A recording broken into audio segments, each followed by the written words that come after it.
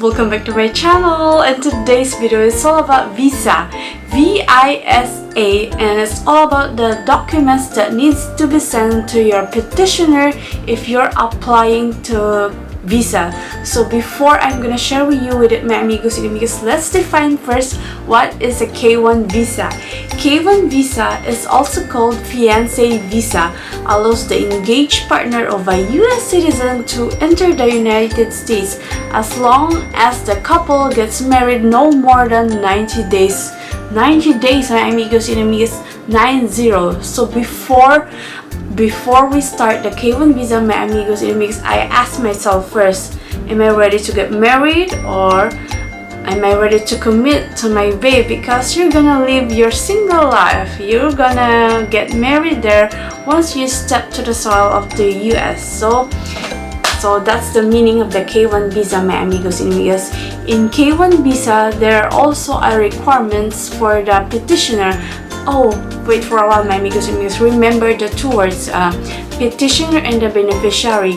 The petitioner is your boyfriend or your girlfriend, a US citizen, and the beneficiary is you, the non-US citizen. Okay, so before we start, my amigos and amigas, the documents, what are the needed documents to be sent to US, I'm gonna share with you what are the requirements of a K1 visa of a petitioner. So let's begin, my amigos and amigas. What are the requirements of a petitioner to process a K1 visa or a fiancé visa? Number one is be a US citizen. US citizen only, my amigos and amigas. A green card holders are not eligible. Number two requirements is be legally free to marry. If your partner or your babe is divorced or separated or widow, he or she must provide a documents proof that she is free to legal to marry. Example, a divorce paper, okay, or a deceased paper, a death certificate that telling that her previous or his or her previous partner is already dead already. So number two. And number three is intend to marry within 90 days. If you're already in the US, example, me, I'm already in the US. I have the intention to marry my babe, of course, within 90 days. This one, my amigos and amigas, should have a letter of intent. Later, I will show you the letter of intent. And number four is have physically meet the fiancé within 2 years. Well, it's not like you have to know each other within the 2 years. As long as you meet each other one time or twice in that 2 years or in that 1 year. So that's the fourth. And lastly, the last requirements is meet the income requirements. This one, my amigos and amigas, is the most common reason the fiancé visa is denied, because they cannot meet the income requirements. For example, paying the tax or their job if it's not in the category of the K1 visa. But some says as long as you got the job and you have the money, you can still meet the requirements of it. Well, that's the reason. That's the requirements that I searched through Google. So let's get started, my amigos and amigas. What are the documents that needed to be sent as a beneficiary to US? Okay, here it is. I'm going to show you. So let's begin, my amigos and amigas. What are the documents that need to be sent to your petitioner? As I said before, petitioner is your US partner and beneficiary is you, a non-US. So let's begin, my amigos and amigas. Before sending the documents, we start first asking ourselves that are we ready to get married? Are we ready to get committed? So if that check is yes, then we start filing and hiring a lawyer. For us, in our case, my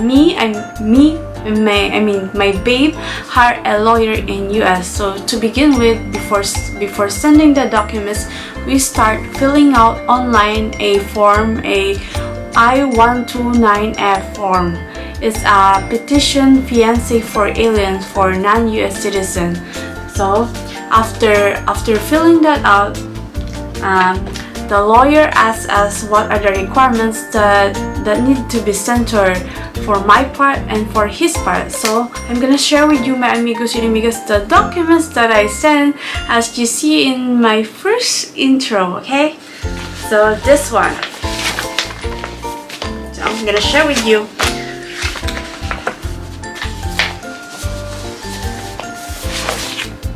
Number one is birth certificate. Actually, we have two birth certificate, right, my amigos and amigas? The civil register birth certificate and from the Philippine Statistic Authority birth certificate. This one is the civil register birth certificate, and this one is from the PSA birth certificate. So this one is the original. This one is the original. I just sent the copy only because that one is included in the packet of the K1 visa. So the original will return to me because I will wait for the approval and bring the original to the US Embassy because they want the original. Only a photocopy or clear copy should be the one to be submitted, including in the packet of the K1 visa. So this one, the birth certificate from PSA and the civil registrar. Actually, I get one birth certificate, a church birth certificate, but I messaged the lawyer. She said no need, only the civil registrar only and the birth certificate from the PSA. So these are the number one that I send. And number two is a photocopy of your passport. This one. Don't look at my face. I don't like to show my face here. So this one is a photocopy of your passport.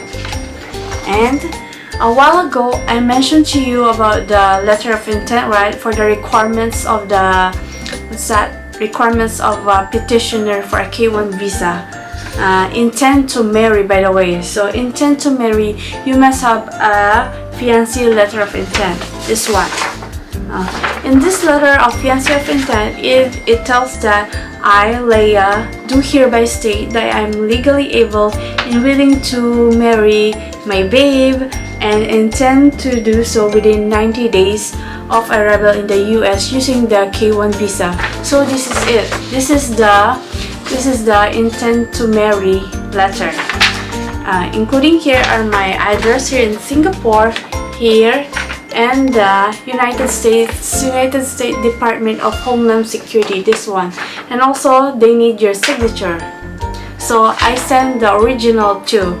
And I send a scan letter of intent to our lawyer. This one. And additionally, that they needed too is the very I don't like picture. This one is a passport size picture in a white background. I don't like it because my face looks like this. Okay, this one should be a white background, and according to the requirements that I searched, ears both sides should be visible. Well, it's visible. So this one, passport size picture. And lastly, of course, is the pictures that you and your babe, proof of your genuine relationship. So I sent my babe to our pictures, and I got mine too here. If ever I got the approval already, I'm gonna show it to the US Embassy. So included in the picture, my amigos and amigas, is very important, is family pictures, you and your babe, and within the family and all your relatives, like this one, because they want the consul or the embassy wants to know that you really meet each other and you really have a genuine love to each other. So this one, all of the pics are here, so a lot of it. So I sent this too in the envelope that I sent recently. This one, I also have a copy of mine. So all in all, these are the documents that I sent to US as a beneficiary. I'm the beneficiary and my babe is the petitioner.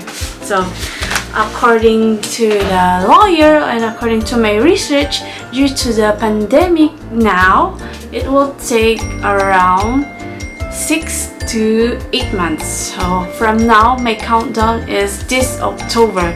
So the countdown begins. So waiting for 6 to 8 months is the overall process, by the way. I did not include all the getting all this. So it's the start. When my documents received already, and my baby will pass it to the attorney. So that's the start of a countdown. So this is the end part of the video, my amigos and amigas. I hope I enlighten you with. I will show you the full list requirements of a beneficiary of a K1 visa. I hope this video will help you, my amigos and amigas, if ever you will apply for a K1 visa to your partner or to your babe. So if you like this video, give it a thumbs up and comment down below in the comment section box if you want to mention something or if you want to add something. To my future amigos and amigas, do subscribe to my channel and click the notification bell to be updated to my upcoming video. Bye my amigos and amigas, keep supporting me!